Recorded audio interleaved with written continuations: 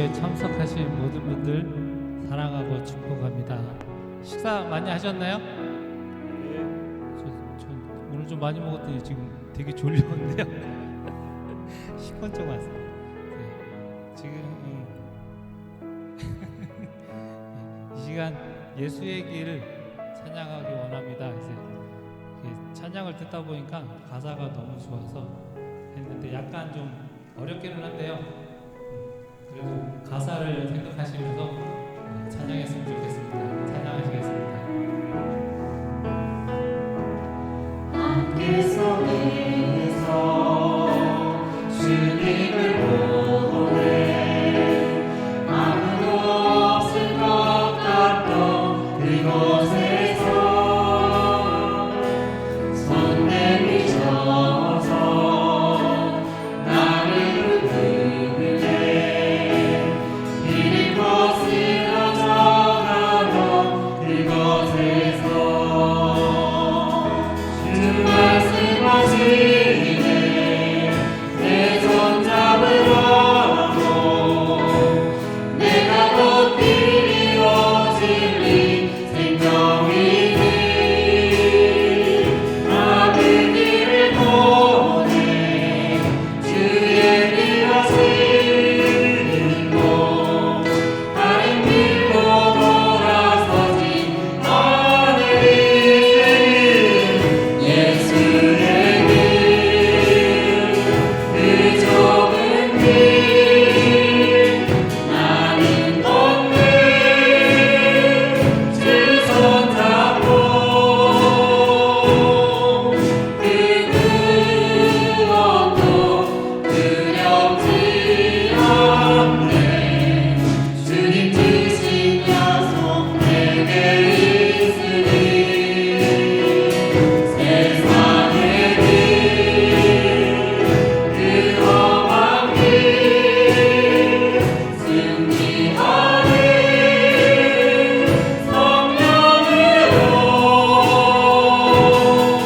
그 무엇도 바라지 않네 저 하늘에 내 소망 있으니 다시 한번 안개 속에서 안개 속에서 주님을 보내 아무도 없을 것 같던 그곳에서 손 내밀어서 나를 부르네 길 곳으로 전하던 그곳에서 주 말씀하시네 내 손 잡으라고 내가 곧 길이요 진리 생명이니 나 그 길을 보내 주의 미하시는 곳 다른 길로 돌아서지 않으리 예수의 길 그 좁은 길 나는 걷네 주 손 잡고 그 무엇도 두렵지 않네 주님 주신 약속 내게 있으니 세상의 길 그 험한 길 승리하는 성령으로 그 무엇도 바라지 않네 저 하늘에 내 소망 있으니 아멘. 이번 시간은 살아계신 주 하고 나의 반석이신 하나님 찬양하시 손뼉 치면서 찬양하시겠습니다.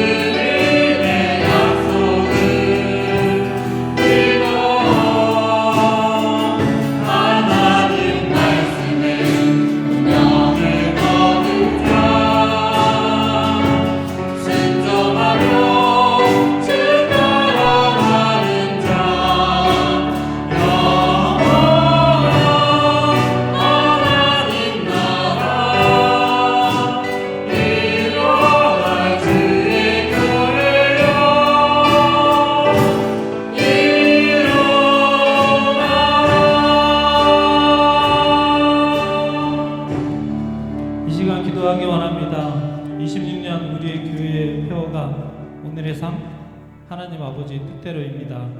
우리의 삶이 아버지 뜻대로 살아가길 원합니다. 주님께서는 내가 곧 길이요 진리요 생명이라고 말씀하십니다.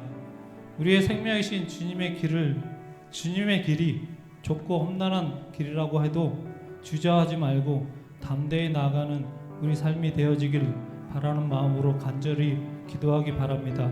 또한 21일 필리핀 단교 선교에 감에 있어서 멀리 이국 땅에서 주님의 말씀을 전하기 위하여 보내신 많은 분들이 생명의 말씀을 복음을 널리 전파하여질 수 있도록 기도 부탁드립니다. 또 오늘 말씀을 전하실 전도사님을 위하여 기도 부탁드립니다. 다 함께 기도하시겠습니다.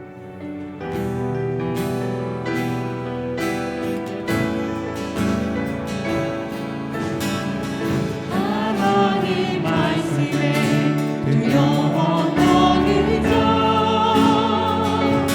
그 말씀에 생명을 거는 자, 말씀으로 찾으시는 주님의 약속을 믿어. 하나님 말씀에 운명을 거는 자, 순종하며 주 따라가는 자, 영원한 찾아지리라. 이러한 주의 교회여,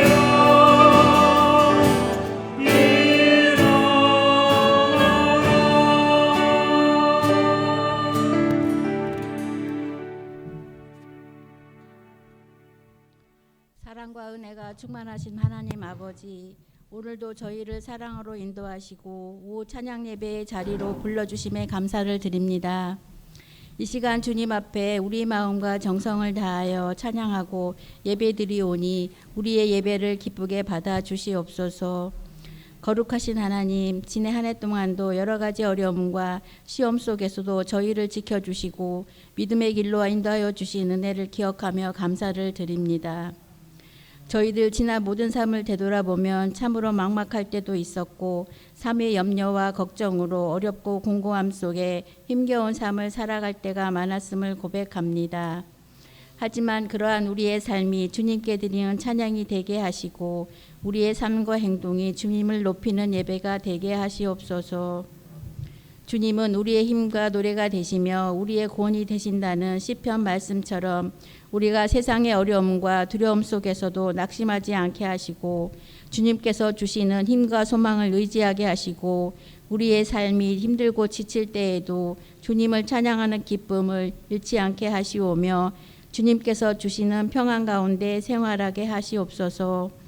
사랑의 하나님, 특별히 오나옵기는 돌아오는 21일부터 29일까지 필리핀으로 단기 선교를 떠나시는 목사님과 단기 선교 팀원들을 기억하시고 오가는 여정과 그곳에서의 선교 활동에도 함께 하셔서 건강 지켜주시고 안전하게 주어진 사역 잘 감당하고 돌아올 수 있도록 은혜 베풀어 주시옵소서.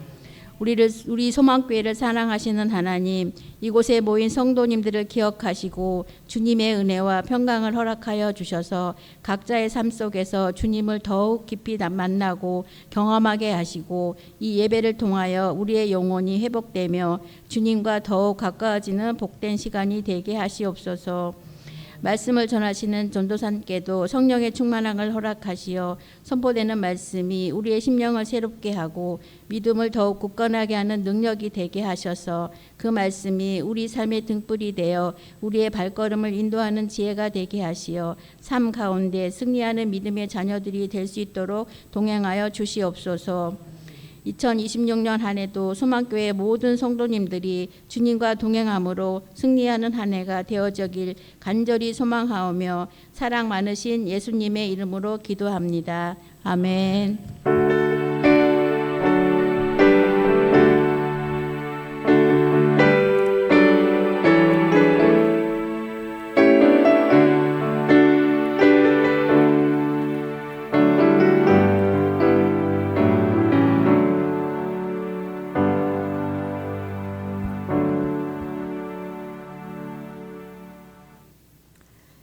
오늘 우리 함께 보실 말씀은 창세기 12장 10절부터 20절 말씀입니다. 우리 한 절씩 교독하겠습니다. 10절 읽겠습니다. 그 땅에 기근이 들었으므로 아브라함이 애굽에 거류하려고 그리로 내려갔으니 이는 그 땅에 기근이 심하였음이라.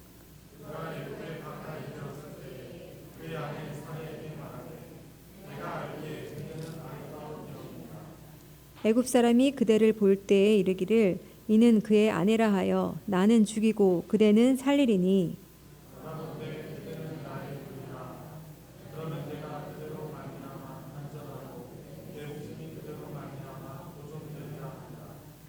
아브라함이 애굽에 이르렀을 때에 애굽 사람들이 그 여인이 심히 아리따움을 보았고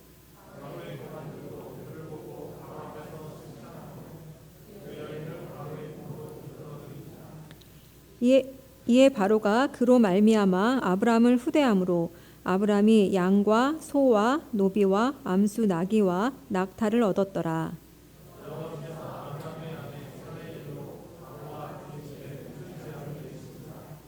바로가 아브라함을 불러서 이르되 네가 어찌하여 나에게 이렇게 행하였느냐 내가 어찌하여 그를 내 아내라고 내게 말하지 아니하였느냐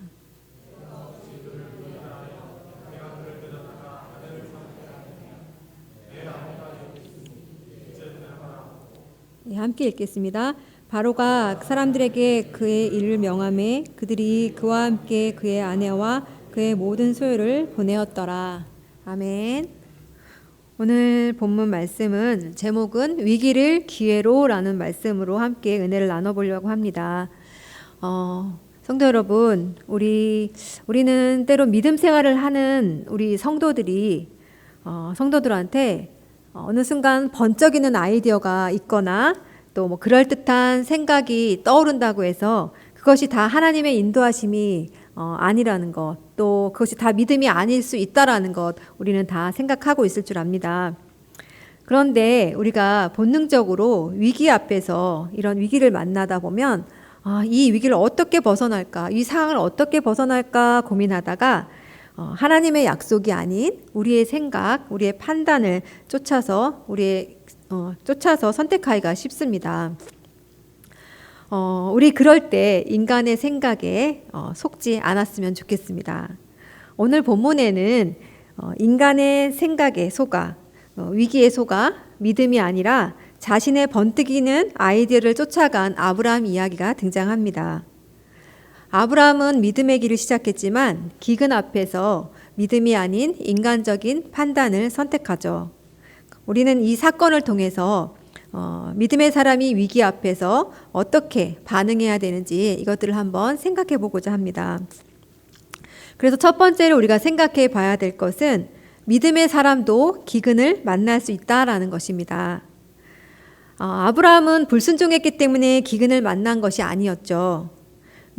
아브라함은 믿음의 말씀에 순종했기 때문에 가나안을 갔고요.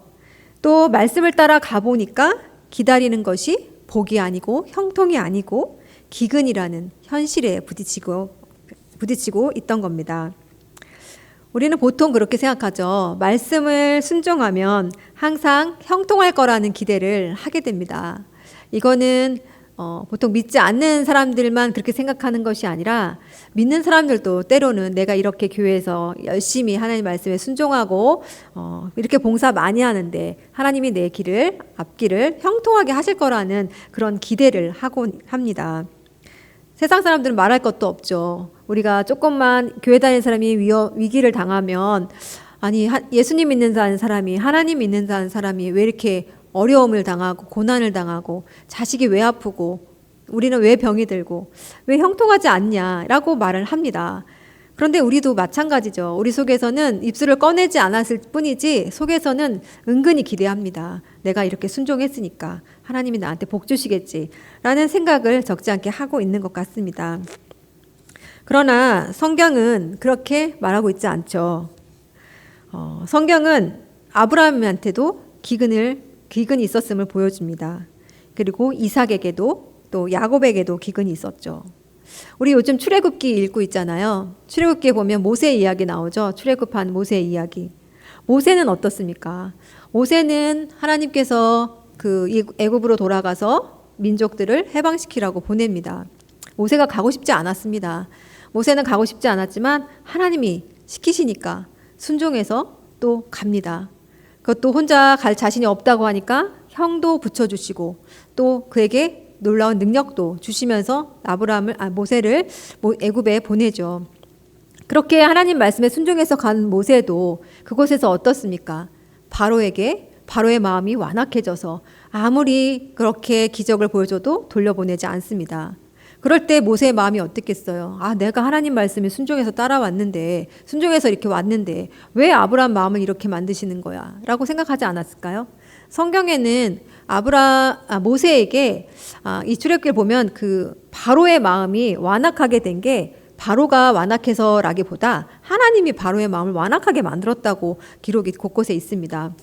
이렇게 하나님이 완악하게 만들었대요, 바로를. 하나님이 모세를 보냈으면 바로의 마음을 부드럽게 하셔가지고 보내줘야 되는데 하나님이 완악하게 했다고 합니다. 그리고 바로는 어떻게 해요? 마지막까지 홍해까지 쫓아와서 홍해 앞에까지 이스라엘 사람들을 겁을 주죠. 모세를 겁을 주죠. 그럴 때 어떤 생각이 들었겠어요? 여기까지 왔는데 여기서 죽겠구나. 이런 생각 이스라엘 사람들과 모세는 생각하지 않았을까요? 그런 위험 앞에 분명히 그런 생각이 분명히 들었을 것입니다. 이렇게 마찬가지로 하나님께서 보내신 거, 하나님 말씀에 순종해도 우리는 이렇게 기근을, 곤란을 겪을 수 있다라는 것을 성경에서 곳곳에서 볼 수 있습니다. 성경에 보면 다윗도 그렇고 엘리야도 그렇고 많죠. 이렇게 하나님 말씀에 순종하고 살았지만 이런 위기, 곤란함을 받는 경우가 많이 있음을 우리가 볼 수 있습니다. 이처럼 믿음의 사람들에게서도 기근은 예외가 아니라는 것을 예외가 아니라 믿음의 사람에게는 필수 과정이라는 것, 이것을 볼 수 있을 텐데요. 여러분, 믿음은 고난 없이 자라는 것이 아니죠. 우리는 믿음을 고난을 통과하면서 자란다는 말을 합니다. 우리가 믿음의 삶은 시작과 동시에 완성되는 것이 아닌 것을 우리가 알 수 있습니다. 믿음은 끊임없는 우리의 연단 과정을 통해서 그 연단의 과정을 거치면서 우리가 자라나죠. 마치 어린 나이가 태어나자마자 바로 성인이 되는 것이 아닌 것처럼 말입니다. 아이는 태어나서 자라는 데까지 수도 없이 사고를 당하기도 하고 또 그 과정 속에서 병치레도 많이 하면서 자랍니다. 또 때로는 누군가에게 거절을 당하면서 거절당하는 씁쓸한 마음도 겪게 되고 또 내 마음대로 내 뜻대로 안 되는구나 라는 그 좌절의 경험도 실패의 경험도 하게 됩니다. 뭐든 내 뜻대로 안 되는 그런 과정 속에서 그 아이는 연단이 되면서 이 과정을 거치며 마침내 성인이 되는 것처럼 믿음의 사람도 이런 연단의 과정, 고난이 있을 수 있다라는 것입니다. 예외가 아니라 이 기근은 우리에게 필수 과정이라는 것. 형태가 다르고 종류가 다를 뿐이지 기근은 누구에게나 올 수 있다라는 것. 우리 이것을 첫 번째로 기억했으면 좋겠다고 제가 말씀을 드립니다. 그리고 두 번째 우리가 또 생각해 봐야 될 것은 우리 기근 앞에서 인간의 지혜를 붙들면 이것은 우리의 믿음을 무너뜨린다는 것을 전해드리고 싶습니다. 오늘 아브라함은 기근을 통해서 애굽으로 내려갔습니다. 아마도 잠시만 다녀오자, 이 기근 피해서 잠시만 다녀오자 싶어서 갔을 것입니다. 인간의 이성의 논리로만 보면 그의 선택은 어쩌면 지혜롭게 보일 수도 있습니다. 근데 문제는 아브라함이 이 기근에 어디로 갔느냐 이것이 아니라 아브라함이 하나님 없이 자기의 판단대로 결정했다라는 것에 있습니다.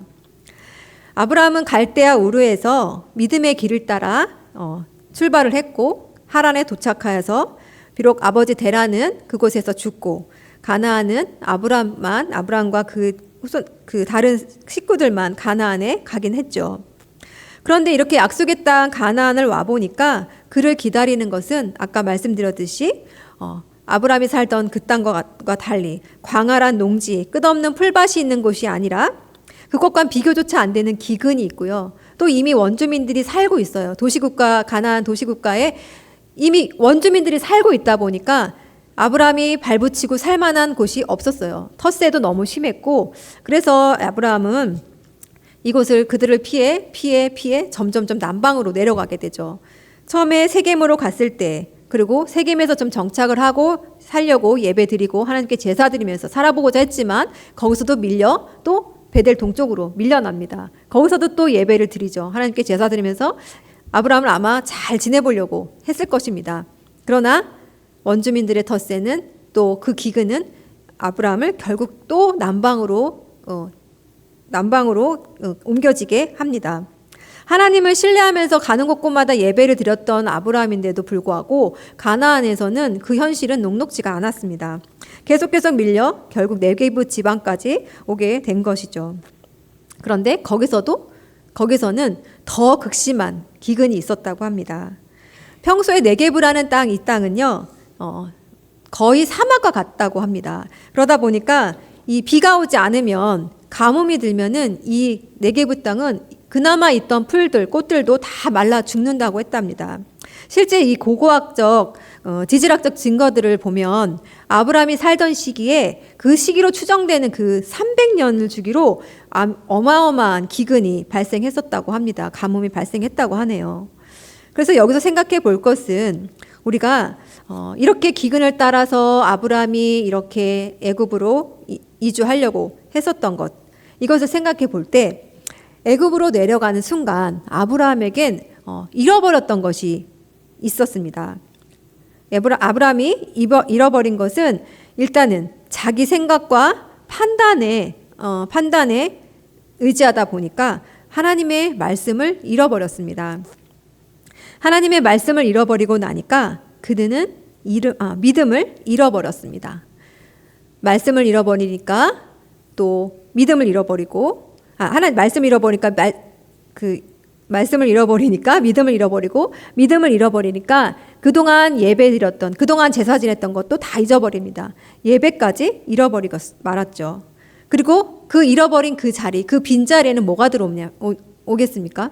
믿음을 잃어버리고 예배를 잃어버리면 그 자리에는 근심이 들어오고 불안이 들어오고 염려가 들어오는 것입니다.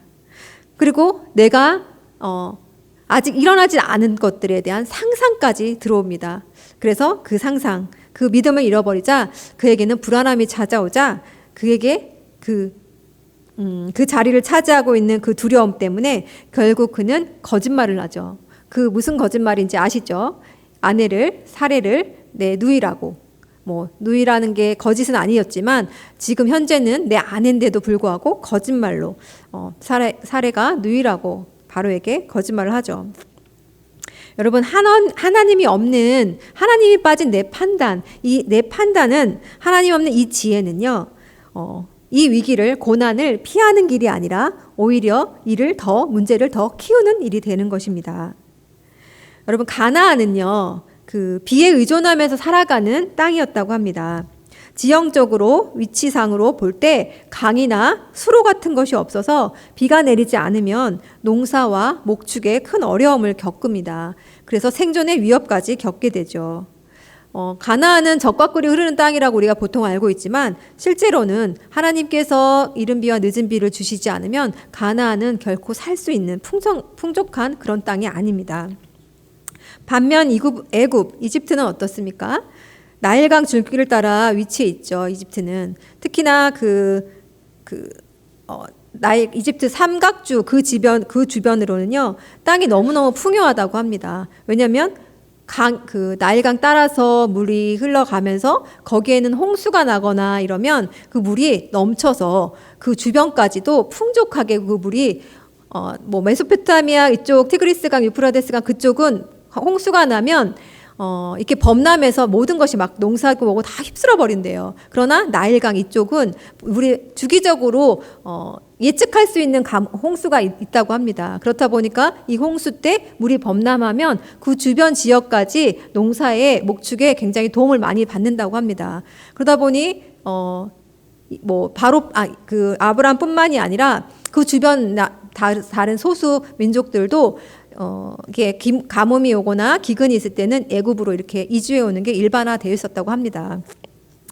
그렇게 보면 아브라함이 이 선택한 것은 지혜로울 수 있어요. 현명해 보이기도 합니다. 그러나 하나님 없는 인간의 지혜는 결국 살리는 길이 아니라 아브라함을 올무에 걸리게 만들었습니다.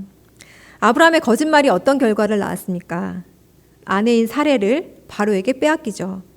그리고 빼앗긴 사레로 덕분에 그는 뭘 얻습니까? 바로로부터 예물과 같은 거죠. 큰 많은 양을 받았고 소, 노비, 암수, 나귀, 낙타 이 많은 예물들을 받습니다. 이렇게 선물까지 받다 보니까 이제는 아브라함이 바로에게 가서 아내를 되찾아올 수 있는 상황까지 가지 못합니다. 오히려 더 큰 위기가 온 것이죠.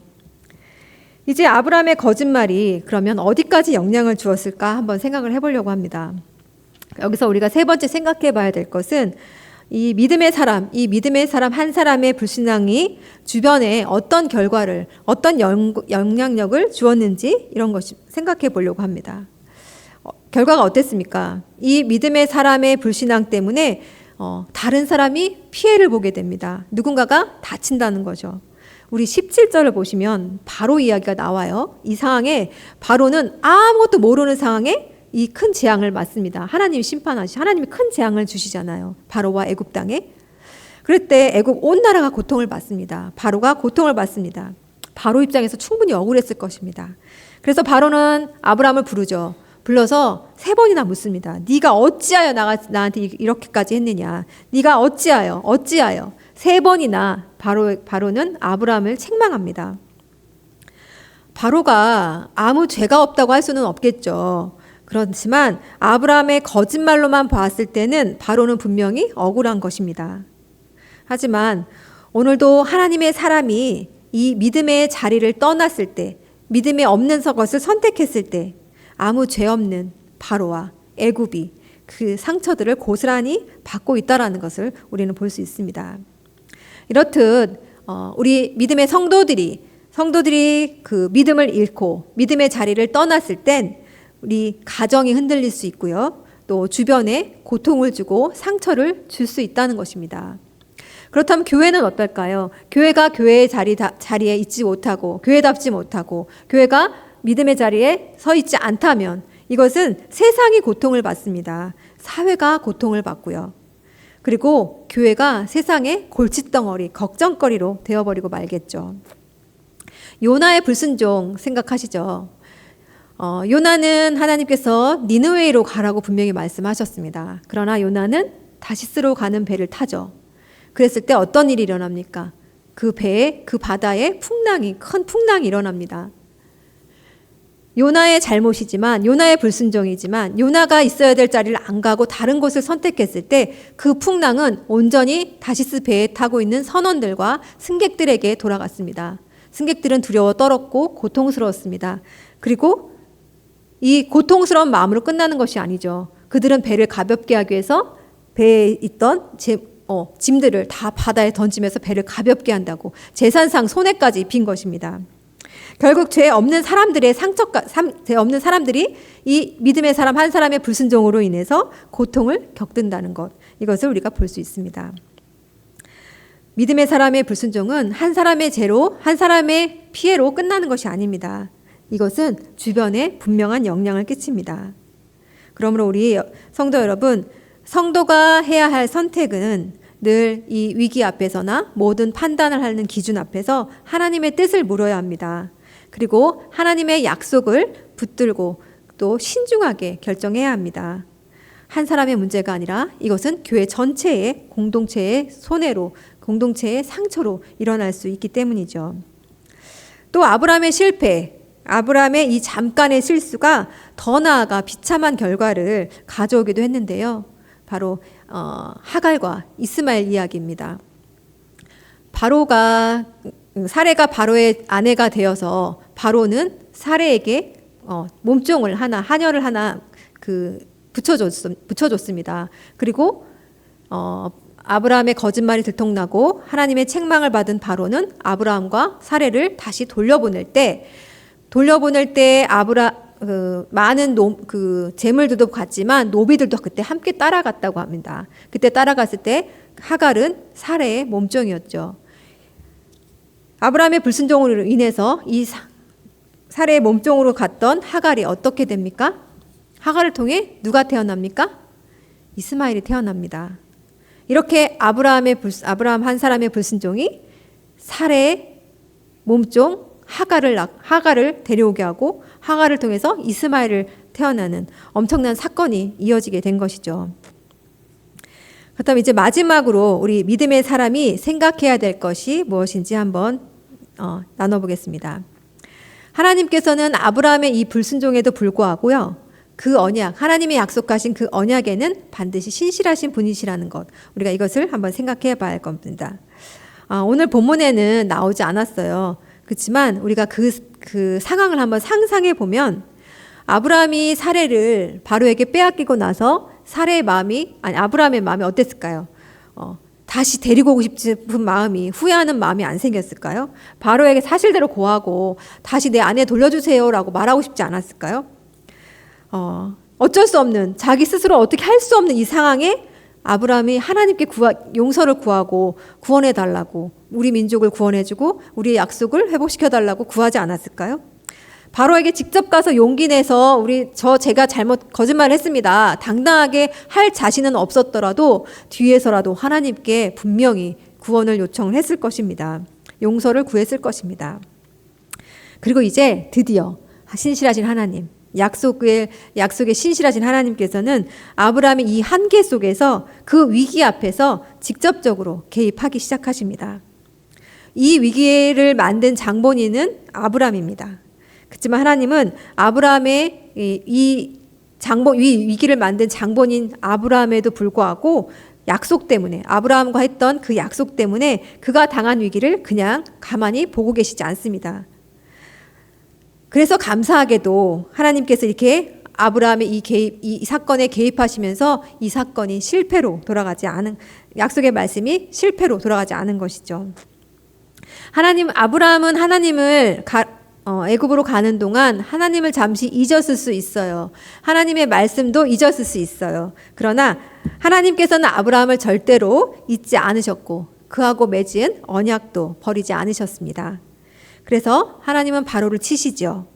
그리고 바로를 통해 책망합니다. 아브라함을 책망하시죠. 그리고 사레를 구출하시고 다시 그들이 있어야 될 자리, 아브라함이 있어야 될 자리 가나안으로 돌려보내십니다. 이 아브라함의 구원, 이 구원은 아브라함이 잘해서 하나님께서 구원하신 것이 아니라 분명한 하나님의 말씀, 언약 때문이었습니다. 사람이 실수하고 넘어지더라도 하나님은 신실하신 약속, 그 약속을 지키시는 분이시기 때문입니다. 아브라함이 지혜가 있어서가 아니라 하나님의 그 언약 때문이죠. 그렇게 이 위기를 하나님께서는 이 위기를 오히려 하나님은 위기를 기회로, 새로운 기회로, 또 역전하는 기회로 만드셨습니다. 만약 하나님께서 이 위기에 개입하지 않으셨다면 어떻게 되었을까요? 하나님은 아브라함과 사레를 통해 큰 민족을 이루겠다고 하셨습니다. 그 약속이 사레가 바로에게 빼앗겼다면 이 약속은 무산되겠죠. 또 그를 통해 큰 민족을 이룰 뿐만이 아니라 그를 통해 메시아가 오는 그 혈통까지도 끊어졌겠죠. 이처럼 아브라함 한 사람의 혼자의 판단으로 낳은 이 잠깐의 실수가 낳은 파장은 어마어마했던 것입니다. 사랑하는 성도 여러분, 우리는 실수할 수 있고 또 실패할 수도 있지만 하나님은 그 약속을 포기하지 않으십니다. 우리 기근은요, 피하고 싶은, 마음은 피하고 싶겠지만 피해야 할 재앙이 아닙니다. 기근은 오히려 내가 있어야 될 믿음의 자리인 것입니다. 우리 새들이 하늘을 날 때, 비행할 때 공기가 그들에게 방해가 되잖아요. 그렇지만 독수리가 그 높이 비상할 수 있는 데는 이 공기의 저항이 반드시 필요하다고 합니다. 이처럼 우리 삶에 찾아온 기근, 또 이것들이 우리를 무너뜨리지 않고 오히려 높이 비상하게 하느냐, 이것은 우리에게 닥친 이 위기 앞에서 우리가 무엇을 선택하느냐에 있습니다. 우리가 애굽을 선택하고 애굽을 바라본다면 하나님의 약속, 우리에게 하신 하나님의 신실하신 약속은 무너질 것이고 우리가 높이 비상할 수 있는 기회를 놓치는 것일 것이고요. 우리가 하나님의 약속을 바라보고 그것을 향해 달려간다면, 그 믿음의 자리를 지키고 있다면 하나님께서는 그 약속을 신실하게 이루십니다. 우리는 그때 살아날 수 있습니다. 이 위기를 극복할 수 있습니다. 우리 변덕스럽고 정함이 없는 환경이나 사람의 마음이나 이것을 쫓지 마시고 그런 세상을 바라보지 마시고 영원토록 변함없으신 하나님, 그 약속의 하나님을 붙들었으면 좋겠습니다. 그래서 우리가 처한 이곳이, 내가 처한 이곳이 고난의 한복판이라고 할지라도 성도는 그 자리를 벗어나지 않고 그 자리를 지켜내야 합니다. 그때 그 위기, 그 현장에서 하나님께서 우리의 위기를, 이 고난을 역전의 기회로, 승리하는 기회로 만드실 수 있기 때문입니다. 우리 소망가족 여러분, 위기나 기근이나 고난, 이 고난이 더 이상 우리에게 짐이 되거나 우리에게 문제가 되지 않도록 우리는 하나님께 우리의 시선을 두었으면 좋겠습니다. 아까 찬양하신 것처럼 말씀에 생명을 거는 자, 그런 소망 가족들이 됐으면 좋겠습니다. 우리가 하늘 높이 믿음으로 하늘 높이 비상할 수 있도록, 또 우리가 처한 이 모든 상황이 하나님이 역전의 기회로 만드시는 그런 현장이 될 수 있도록 우리 함께 노력해가는 우리 소망 공동체 되기를 우리 소원하겠습니다. 기대하겠습니다. 예, 말씀을 마치겠습니다. 우리 함께 기도하실 텐데요. 우리 기도 제목을 좀 나누겠습니다. 우리 첫 번째 기도하실 때에는 우리가 이 십자가의 길, 예수님께서는 이 십자가의 길을 본인이 예수님께서 서셔야 될 자리라는 것을 아시고 그 자리를 피하시지 않으셨습니다. 그처럼 우리도 예수님처럼 우리 앞에 닥친 기근 앞에서도 우리가 피하지 않고 이 위기를 기회로 만드실 하나님을 소망하며 기대하며 우리가 그 믿음의 길을 선택할 수 있게 해달라고 기도해 주시고요.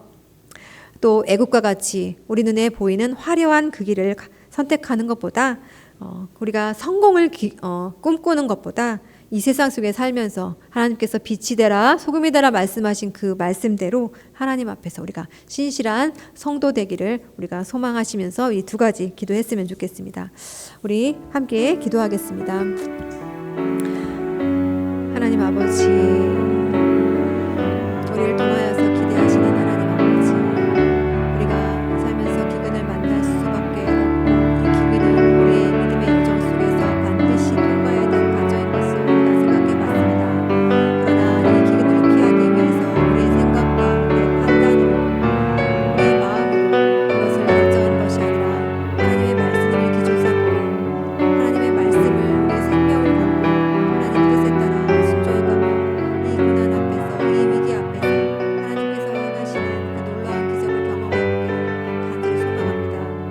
하나님 아버지, 우리가 이 고난 앞에서 뒤로 돌아볼 때 하나님 아버지, 우리는 하나님의 눈에 바로 그 배고픈 대야처럼 멍에 갇히고 말 것입니다.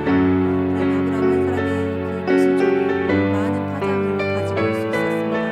하나님 이것을 볼 때 하나님 성도로서 어찌 서야 할지, 어떻게 서야 할지, 어디에 있어야 될지를 다시 한번 생각하였사오니 주여 우리가 믿음의 길을 선택할 수 있기를 원합니다. 예수께서 그 십자가를 피하시지 않은 것처럼 우리도 믿음의 길을 피하지 않기를 간절히 소원합니다. 하나님 아버지 감사합니다. 아브라함을 통해서 부족하지만 사람의 판단, 사람의 지혜는 부족하지만 그럼에도 이 실수를 하나님께서는 다시 바로잡아 주시고 우리를 긍휼히 여겨 주셔서 이 위기 속에 주님의 다시 기회로, 역전의 기회로 삼으신 것을 보았습니다. 하나님, 이것을 교훈 삼아 우리도 하나님 우리에게 닥친 고난을 그렇게 피해 가려고만 하는 것이 아니라 이 고난 속에서 이 자리를 지킬 때에 하나님께서 신실하신 약속을 바라보며 우리가 하나님을 바라볼 때 하나님께서 이루실 그 뜻, 하나님께서 새롭게 일하실 그것들을 우리가 소망하며 그 자리를 잘 지켜나갈 수 있기를 원합니다. 예수께서 십자가를 지시지 않았다면 우리에게 구원과 영생이 있을 수 없었던 것처럼 한 사람의 순종으로 인하여서 많은 사람의 생명을 구할 수 있고 또 한 사람의 불순종으로 인하여서 많은 사람이 아픔을 겪을 수도 있다는 것을 우리 깨달았사오니 주여 우리 소망교회 공동체가 위기 가운데 고난 가운데 나는 괜찮겠지가 아니라 나 하나쯤은 피해도 괜찮겠지라는 것이 아니라 한 공동체가 되어 한 몸이 되어 이 위기나 고난을 함께 잘 극복해 나갈 수 있는 믿음의 성도들 다 될 수 있도록 주님 인도하여 주시옵소서. 또한 하나님 아버지, 이제 곧 필리핀 단기 선교팀 하나님 떠납니다. 하나님께서 붙들어 주시기를 원합니다.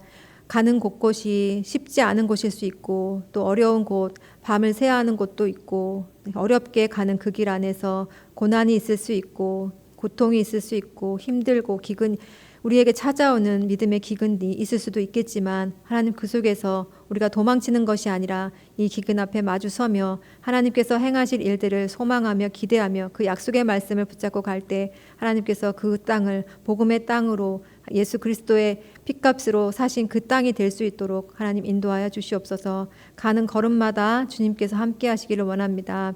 감사를 드리며 예수님의 이름으로 기도드립니다. 아멘. 주기도문 하시겠습니다. 하늘에 계신 우리 아버지여, 이름이 거룩히 여김을 받으시오며 나라가 임하시오며 뜻이 하늘에서 이루어진 것 같이 땅에서도 이루어지이다. 오늘 우리에게 일용할 양식을 주옵시고 우리가 우리에게 죄지은 자를 사하여 준 것 같이 우리 죄를 사하여 주옵시고 우리를 시험에 들게 하지 마옵시고 다만 악에서 구하시옵소서. 나라와 권세와 영광이 아버지께 영원히 있사옵나이다. 아멘.